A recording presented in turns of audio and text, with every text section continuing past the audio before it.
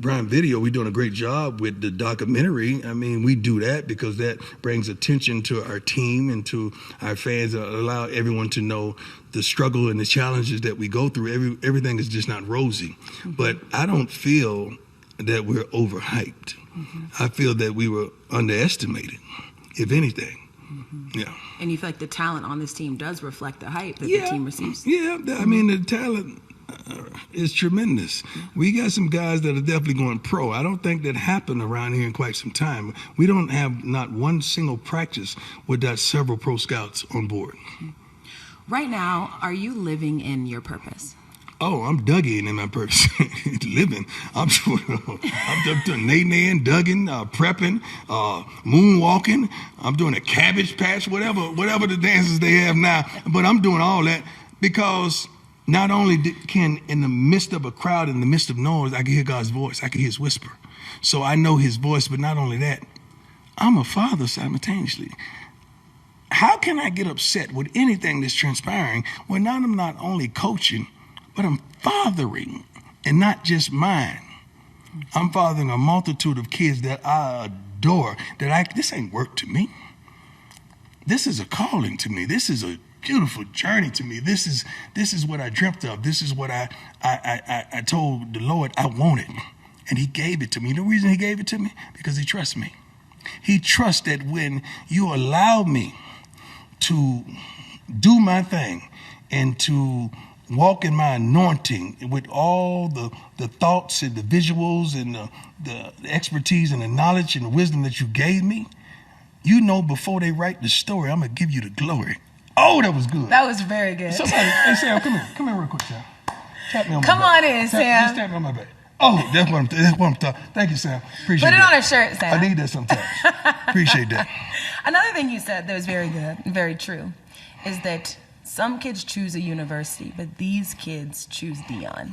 What does it mean to choose Deion? I think a multitude of kids choose the coach, especially when it's a prominent coach that have had success in their careers. You could play all you want to and say they chose this university. No. They signed up there because Coach Nick Saban is a winner. And guess what he does? He is a pipeline to the NFL.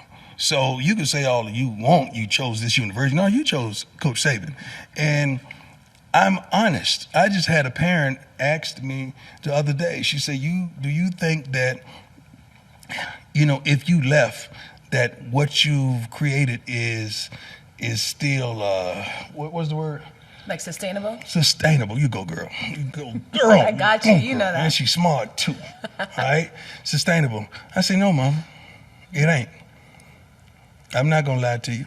I would cry to you if I lied to you, but it's not. God anointed me for this time, this season, this era, this moment. He anointed me for this and to coach your son and his son and his son. That's what God has anointed me to do. So this is my calling. So no, I don't think it is, Mama. So knowing that, right? Mm-hmm. Knowing that in some ways you are the magic. Is there like a pressure that comes with that? I think, I'm not going to say I am. I would say we are. Okay. Because the most beautiful thing that we've done here, and I think it goes without saying, and a lot of people don't recognize it, is we've built a tremendous staff. The Bible consistently says, thy rod and thy staff, they comfort me. I'm comforted by a tremendous staff. I was comforted by a tremendous staff all the way from youth, all the way up through Jackson and now here. And I love these guys, and I got like-minded men. I chose men that are not only knowledgeable, but not only relatable and have relationships, but men that are great fathers. Why does that matter, Coach Prime? Because how you going to be a father and a mentor and a leader to these young men when you ain't even leading your child?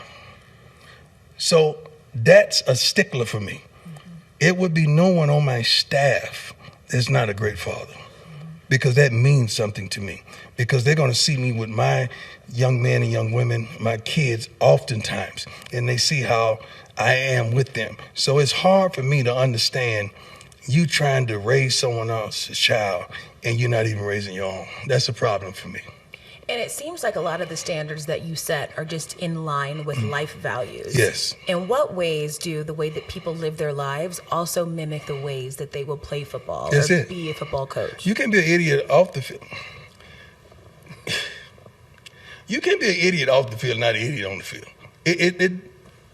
It don't work like that. You can't, because you don't have the light switch inside, and you can't turn that on and off. You can't not study in your school work and bring back the adequate grades so that you not only are eligible, but you are on your way towards a degree, and you ain't studying your playbook either. Because if you're not studying that, you're not studying that. And that's why we look for smart, tough, fast, disciplined young men with character. Smart, tough, fast, disciplined with character. And we don't balk on that. We've made some mistakes and we've let a few get slide, but I promise you this next recruiting cycle, we ain't letting none slide because we've seen how that can affect us and infect us. So with your approach being so all-encompassing, when this season is over, how will you measure success? What has to happen for you to say what we did this year was successful? That's a great question. Let me tell you something. In all the comings and goings that they've talked about and the ignorant number of kids that have come in and come out, we had the highest GPA in the history of Colorado football. In the history this spring. With all that going on. And right there and now, I clap with my feet. With my feet. That's how excited I was because I don't play bad grades or dysfunction in the classroom because I'm wise enough to know that 85% of these young men ain't going pro. So I got to make sure they get the education and they're consistent with the values of life because I want them to walk out of here with a 6-figure job. And I'm trying to have connectivity with several companies that they can. I envision a darn workforce draft. We have an NFL draft. We have an NBA draft. Why can't we have a draft for the kids that play for me? Into all these different companies because they're smart, tough, fast, disciplined, and they have character. So they may not be a professional athlete. They may not could play for any of the leagues. They may not have that type of talent, but they have the ability in their leaders.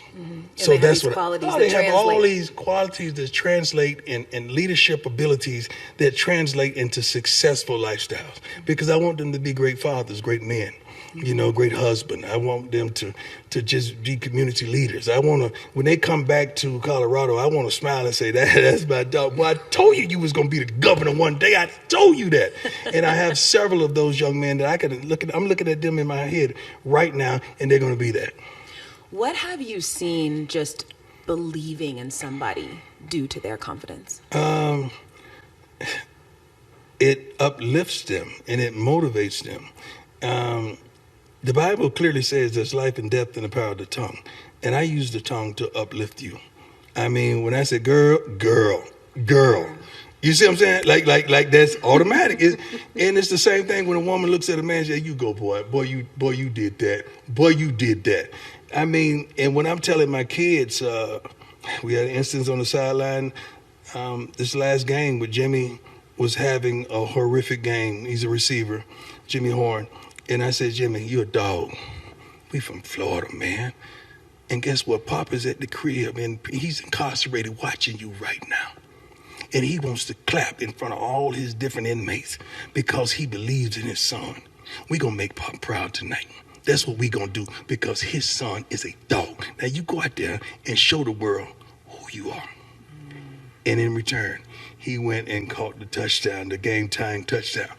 And he was having a horrendous night. But just speaking life into Jimmy and understand where he was, where he was located, I've been there because I sympathize and empathize with him, and I know his background and his situation. So I'm able to pull that intangible out of him that I connect to him in a pivotal time like that.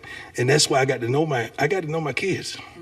I got to know this team. I got to know them individually as well as collectively.